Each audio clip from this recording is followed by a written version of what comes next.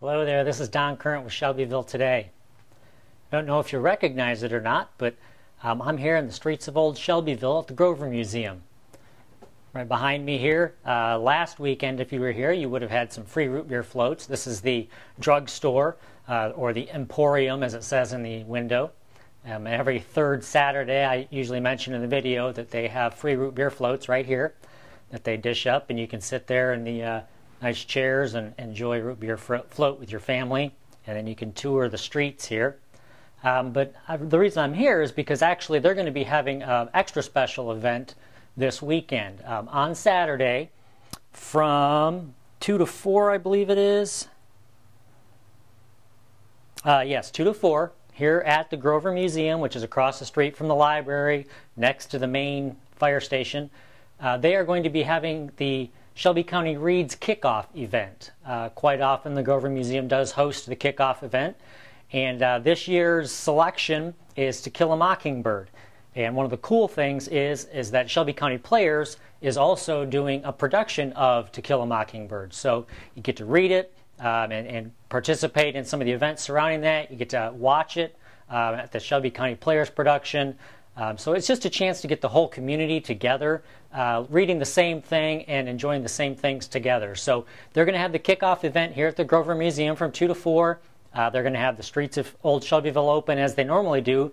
But in addition, they're going to actually have some period actors here portraying some of the various occupations and things like that that are represented here in the streets of Old Shelbyville. And then they're also going to have some food tasting that is going to be from the period. So lots of different things here.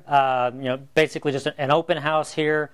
They're going to have children's activity, and then they're going to have a special storytelling performance by Luann Homan. That'll be at 2:30, and this is all free. So, and really the museum is always free, but even with all these extra special events, it's still free. So it's a great opportunity for you to do something with your family on Saturday for no cost. All you got to do is come over here to the Grover Museum and take part in that. So hopefully you can make it out here for that. It's just really neat. If you can't make it on Saturday, pick another day of the week. Come on out here and check this out. They've got the railroad exhibits. They've got the streets of Old Shelbyville. They have rotating displays that go on in some of the other rooms. So just a lot of neat stuff here. Be sure and come and check it out and support one of the neat things that we have here in the community.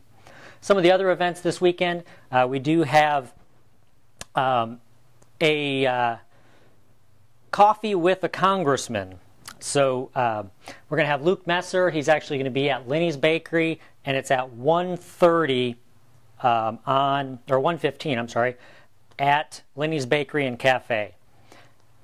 And so if you'd like to meet with Luke Messer, discuss some things with him, hear what he's got going on, some of the things that are coming before our Congress, then you can talk to him there.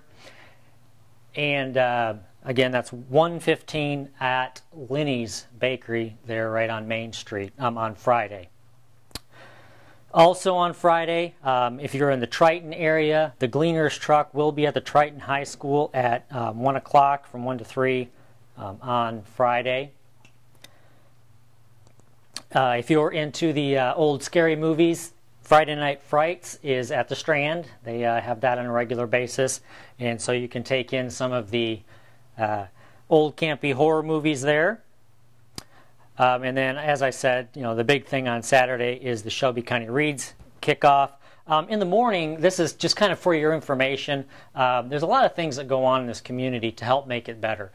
We have a community aspiration group. I just came from a meeting with the Career Success Coalition where educators, businesses, lots of different leaders in the community, we get together and we put together an action plan on how we can make our community better educated, have better jobs, just a better environment to live in. So we had that follow-up meeting today. But one thing that's being put on with respect to that is they recognize that maybe all of the preschool providers in the community don't know exactly what the new standards are, what kids need to know to be ready for kindergarten based on those new standards. So what they're doing is they're having a preschool provider workshop on Saturday. And basically they're going to have resources set up, some education for all the preschool providers, and it's free for them. And they'll have workshops, different people there with information for them, so that everybody can get on the same page and know what's required for our children to enter kindergarten these days. So that's a great thing, and we really appreciate the Blue River Foundation, Community Aspiration are a couple of the groups involved in that. Obviously the schools are going to be involved providing information.